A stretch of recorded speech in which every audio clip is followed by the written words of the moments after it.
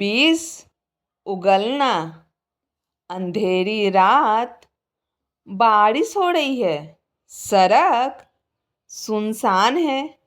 एक कमजोर मैली कुचैली साड़ी में लिपटी महिला अपनी छोटी सी बच्ची का हाथ पकड़े एक घर के दरवाजे के सामने खड़ी है। वो कांप रही है। उसके चेहरे पर डर, दर्द और पछतावे के मिले जुले भाव हैं। श्रेया मन में, क्या मुझे आज काम मिलेगा? क्या मैं आज अपनी बेटी को भूखे नहीं रख पाऊंगी? वो कांपते हाथों से दरवाजे की घंटी बजाती है। अंदर से किसी की कदमों की आहट सुनाई देती है। दरवाजा खुलता है और सामने खड़ा इंसान जैसे ही उसे देखता है, उसकी आंखें फटी रह जाती है। दरवाजे पर खड़ी श्रेया कांपते हुए कहती है, भैया, भाभी। आंसू बहने लगते हैं। क्या राज और सुधा अपनी बहन को माफ कर पाएंगे? क्या श्रेया की जिंदगी दोबारा पटरी पर आ पाएगी? जानने के लिए कहानी को अंत तक सुने। वाह श्रेया वाह, मैंने तुम्हें कभी अपनी ननद की नज़रों से नहीं देखा, अपनी बेटी के नज़रों से ही देखा है। माँ जी के गुजर जाने के बाद तुम्हें उनकी कमी महसूस ना हो, इसलिए मैंने तुम्हें अपनी बेटी की तरह पाला। सिर्फ 8 बरस की थी तुम जब माँ जी इस दुनिया से चली गई थी। मैंने खुद की औलाद नहीं की कि कहीं तुम्हारी मोहब्बत में कमी ना रह जाए। तुम्हारे भैया और अपने अरमान भूलकर सिर्फ तुम्हारी अच्छी परवरिश और खुशियाँ तुम्हें दी, और आज तुम हमें हमारी मोहब्बत का ये सिला दे रही हो।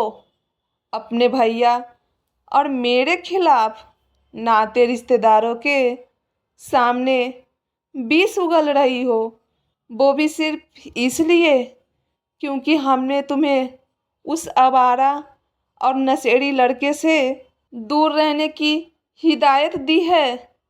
तुम रिश्तेदारों से कह रही हो कि हम तुम पर जाति करते हैं, पाबंदियां लगाते हैं।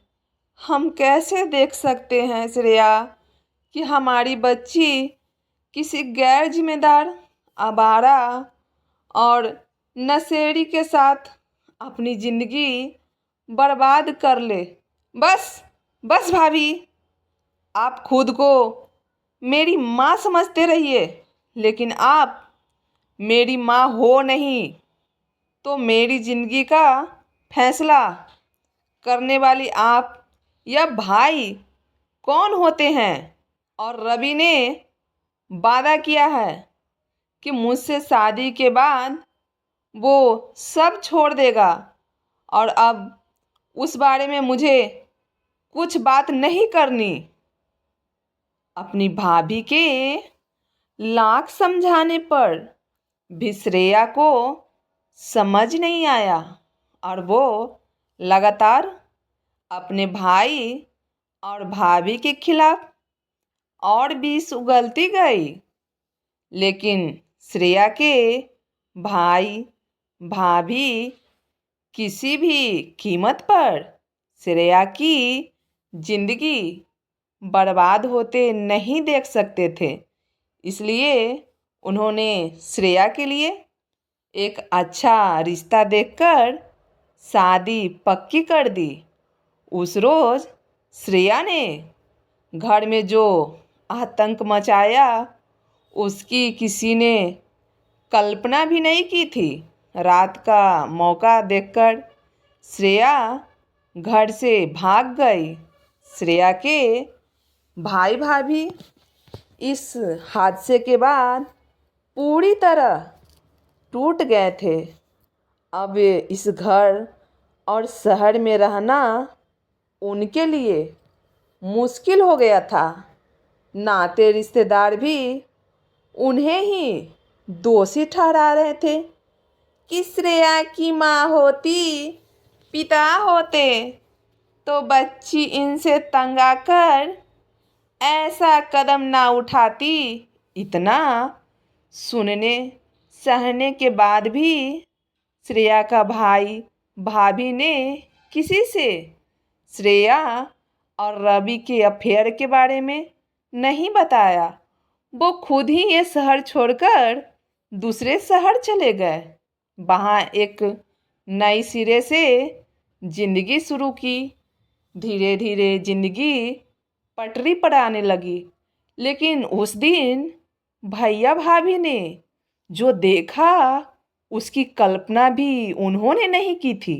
भाभी सुधा की तबीयत खराब रहने की वजह से भैया राजा ने घर पर काम वाली रखने का सोचा।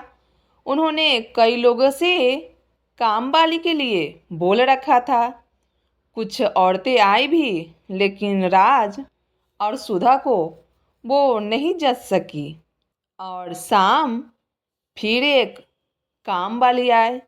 जैसे ही राज ने दरवाज़ा खोला, उसके सामने एक मैली कुचैली साड़ी में एक कमज़ोर सी औरत एक छोटी सी बच्ची का हाथ थामे खड़ी थी।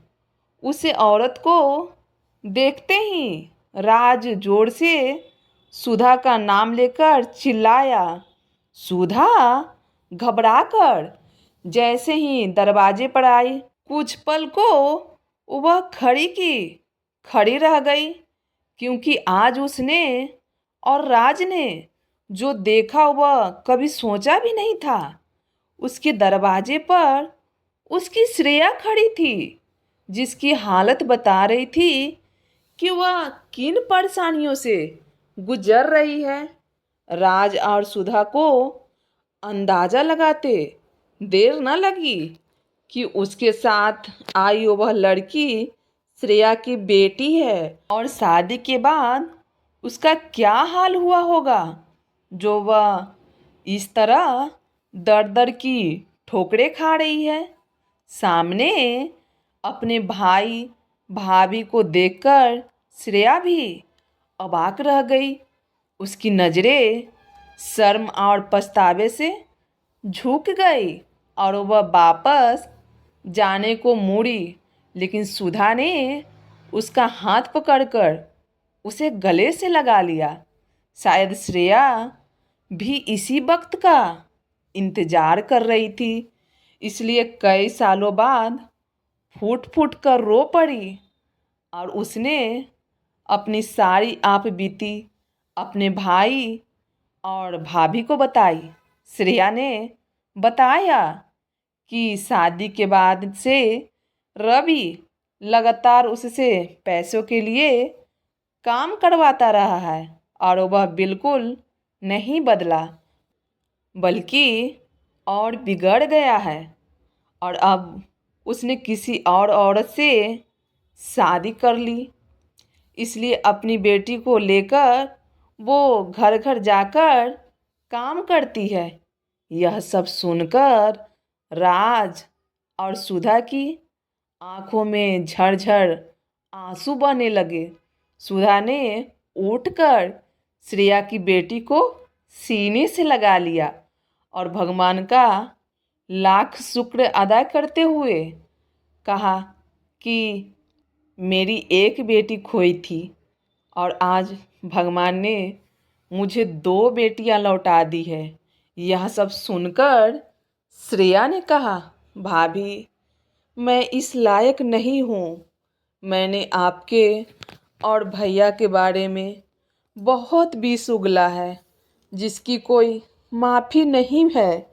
मुझे जाने दीजिए। सुधा और राज ने श्रेया का हाथ अपने हाथों में लेकर कहा कि बच्चे गलती करते हैं और माँ बाप उन्हें माफ़ करते हैं।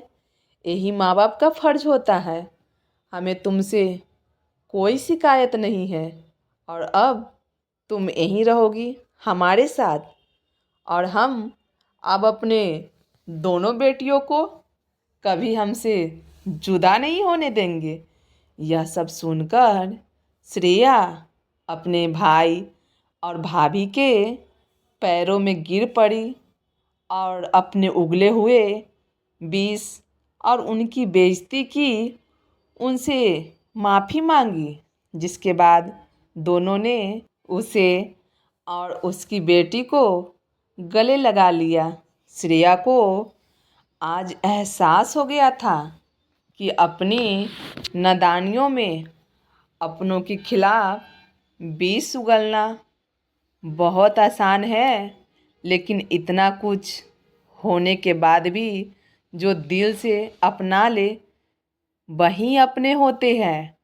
आज उसे पहली बार महसूस हो रहा था कि उसके भाई भाभी ने उसके लिए उसके सगे माँ बाप से भी ज़्यादा किया है। यह सब सुनकर श्रेया अपने भाई और भाभी के गले लग पड़ी। दोस्तों, ये कहानी सिर्फ श्रेया की नहीं है, बल्कि उन तमाम बहनों बेटियों की है जो कभी कभी नासमझी में अपने अपनों से दूर हो जाती है। लेकिन सच्चा प्यार वो होता है जो हर गलती के बाद भी हमें अपना ले। अगर इस कहानी ने आपके दिल को छुआ है तो हमें कमेंट करके ज़रूर बताइए, और ऐसे ही दिल छू लेने वाली पारिवारिक कहानियों के लिए हमारे चैनल गुड़िया कुमारी पारिवारिक कहानी संग्रह को सब्सक्राइब करें। आपका एक सब्सक्राइब हमें और भी बेहतरीन कहानियाँ बनाने की प्रेरणा देगा। परिवार से जुड़ी हर कहानियों का हिस्सा बनने के लिए जुड़िए गुड़िया कुमारी पारिवारिक कहानी संग्रह से। धन्यवाद।